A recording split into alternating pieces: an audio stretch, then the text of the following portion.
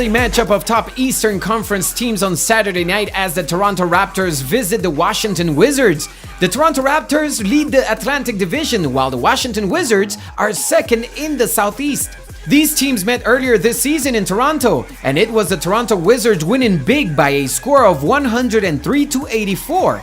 It could be a different result with the game taking place in Washington on Saturday, January 31st.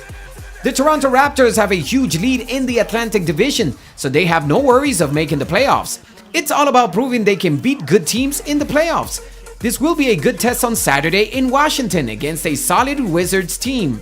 The Raptors are scoring 106 points per game, but they struggle on defense as they are allowing about 101 points per contest.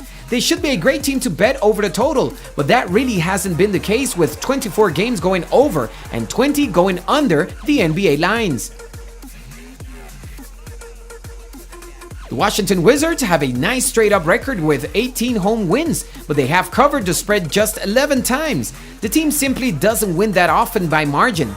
They average about 100 points per game while allowing 97 per contest, so they don't win and cover very often when they are laying points. The team has gone under 13 times at home, with 10 games going over, with one game landing on the NBA betting number. The Wizards have been a tough team to predict in both sides and totals this season. The Wizards are in second in the Southeast, but well behind the red-hot Atlanta Hawks. The Raptors have won 7 of the last 10 in this series and gone 7-3 against the NBA point spread. They won at home back in November, and they have now taken 5 of the last 6 in this series. 5 of those games went under the NBA betting total. The teams have split their last 10 overall, but the Raptors have covered 7 of the last 10. 3 of the last 4 have gone under the basketball betting point spread.